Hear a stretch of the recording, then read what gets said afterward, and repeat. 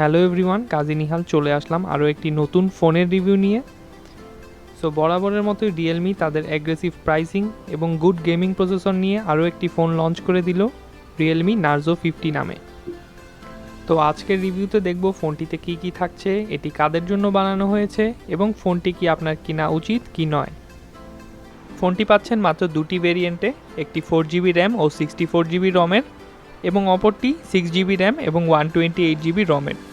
Officially 4GB RAM ও 64GB রম ফোনটির দাম নির্ধারণ করা হয়েছে 16,500 টাকা এবং 6GB র্যাম ও 128GB স্টোরেজের ফোনটি অফিসিয়ালি বাংলাদেশে লঞ্চ হয়নি, যার আনঅফিসিয়াল প্রাইস হচ্ছে মার্কেটে 19,000 টাকা। সো এখন আমি 6GB র্যাম ও 128GB স্টোরেজের রিয়েলমি নার্জো 50টি আনবক্সিং করব। শুরুতেই ফোনটির বক্সটিতে থাকছে একটি সিম ইজেক্টর টুল, কিছু ইউজার ম্যানুয়াল ও ওয়ারেন্টি কার্ড এবং একটি ক্লিয়ার ফোন কেস। এরপরে থাকছে রিয়েলমি নার্জো 50 হ্যান্ডসেটটি এবং সর্বশেষ বক্সটিতে পাচ্ছেন একটি USB type C charging cable এবং একটি 33 ওয়াটের fast charging adapter. Realme Narzo 50 হ্যান্ডসেটটি পাচ্ছেন ব্লু এবং ব্ল্যাক এই দুটি কালারে, তবে আমার কাছে ব্ল্যাক কালারটি বেশ স্ট্যান্ডার্ড মনে হয়েছে। ফোনটির ডিজাইন ও লুকের কথা যদি বলি, ফোনটির ব্যাক সাইড ও সাইড ফ্রেম প্লাস্টিক বিল্ডের, তবে প্লাস্টিক বিল্ডের হলেও ফোনটিকে দূর থেকে দেখতে বেশ প্রিমিয়াম মনে হয়। ব্যাক সাইডের লুক অনেকটা রিয়েলমি 8 এবং 8 প্রোর মতো এবং ব্যাক সাইডে দেওয়া হয়েছে টেক্সচার্ড ডিজাইন। এছাড়া দুটি ফোনই খুব গ্লসি, ফলে ফিঙ্গারপ্রিন্টের দাগ স্পষ্ট বোঝা যায় ফোনটির ব্যাক সাইডে। ফোনটিতে রয়েছে একটি মাত্র বটম ফায়ারিং স্পিকার, যা থাকছে ফোনটির নিচের দিকে। এছাড়াও নিচের দিকে আরও থাকছে USB type C charging port, primary microphone এবং 3.5 মিলিমিটারের হেডফোন জ্যাক পোর্ট।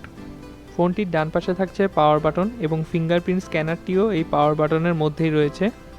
ফোনটির উপরের অংশ একদম ফ্ল্যাট, মানে এতে থাকছে না কোনো সেকেন্ডারি নয়েজ ক্যান্সেলেশন মাইক্রোফোন। এবং ফোনটির বাম পাশে থাকছে ভলিউম রকার বাটন এবং সিম ও মেমোরি কার্ড ট্রে। ফোনটিতে দুটি ন্যানো সিম এবং একটি মাইক্রো এসডি কার্ড একসাথে ব্যবহার করতে পারবেন। ডিসপ্লে হিসেবে ফোনটিতে ব্যবহার করা হয়েছে একটি 6.6 ইঞ্চেসের 1080 পিক্সেলের এলসিডি ডিসপ্লে।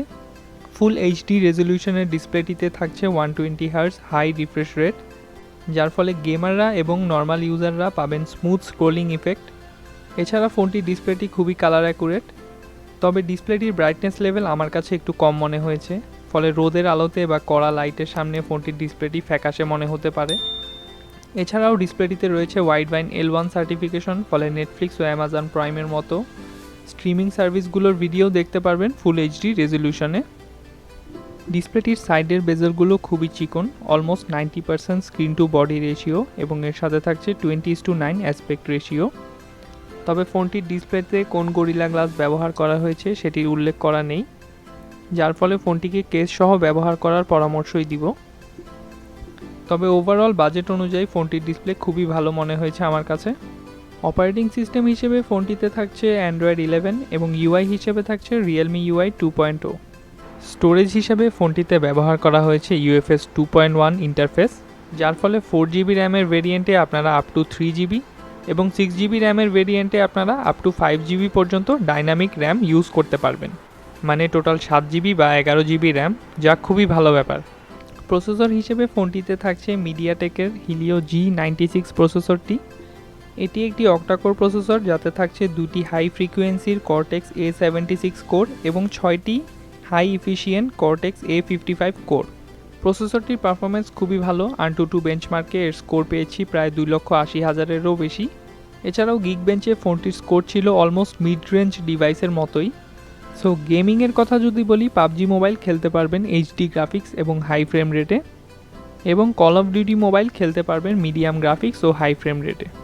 গেমিংয়ের সময় ফোনটিতে তেমন কোনো ল্যাগের দেখা পাইনি।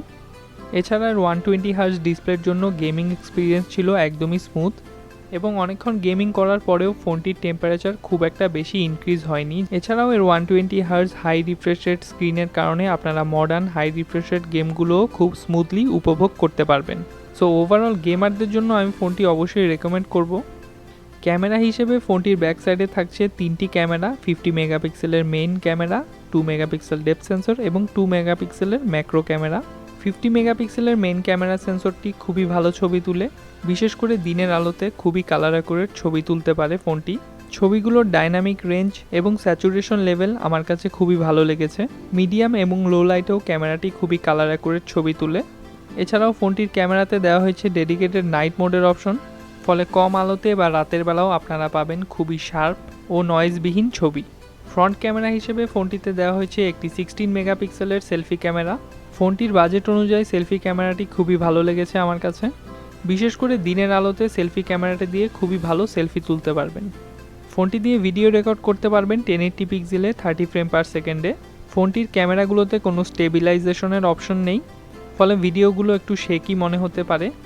তবে ওভারঅল ভিডিও ক্যামেরাটির কোয়ালিটিও আমার কাছে ভালোই মনে হয়েছে। ব্যাটারি হিসেবে ফোনটিতে দেওয়া হয়েছে একটি 5000 মিলিঅ্যাম্প আওয়ারের ব্যাটারি, ফলে এভারেজ ইউজাররা মোটামুটি 1 থেকে 1.5 দিন ফোনটিকে চার্জ ছাড়াই ইউজ করতে পারবেন। এছাড়াও ফোনটিকে চার্জ করার জন্য রয়েছে 33 ওয়াটের ফাস্ট চার্জিংয়ের সুবিধা, যার মাধ্যমে মাত্র 1 ঘন্টাতেই ফোনটিকে 0 থেকে 100% পর্যন্ত চার্জ করে নিতে পারবেন। ফোনটিতে একটানা 7 থেকে 8 ঘন্টা গেমিং করতে পারবেন এবং 13 থেকে 14 ঘন্টা ভিডিও স্ট্রিমিং করতে পারবেন। ফোনটির ফিঙ্গারপ্রিন্ট সেন্সরটি পাওয়ার বাটনের মধ্যে এমবেড করা এবং পাওয়ার বাটনের প্লেসমেন্টও একদম পারফেক্ট পজিশনে। ফিঙ্গারপ্রিন্ট সেন্সরটি খুবই ফাস্ট এবং অ্যাকুরেট। এছাড়াও ফোনটিতে আরও থাকছে ফেস আনলকের সুবিধা। স্পিকার হিসেবে ফোনটিতে দেওয়া হয়েছে একটি মাত্র bottom firing speaker. Bottom firing স্পিকারটির সাউন্ড কোয়ালিটি অ্যাভারেজ ধরনের এবং লাউডনেস একটু কম মনে হয়েছে আমার কাছে। ওভারঅল বাজেটের কথা চিন্তা করলে সাউন্ড কোয়ালিটি খুব একটা খারাপ নয়। বাজেট গেমিং ফোন হলেও ফোনটিতে দেওয়া হয়েছে ডুয়েল ব্যান্ড ওয়াইফাইয়ের সাপোর্ট। এছাড়াও ফোনটিতে থাকছে জাইরোস্কোপ, এক্সেলারোমিটারের মতো প্রয়োজনীয় সকল সেন্সর। সো এই ছিল ফোনটির রিভিউ।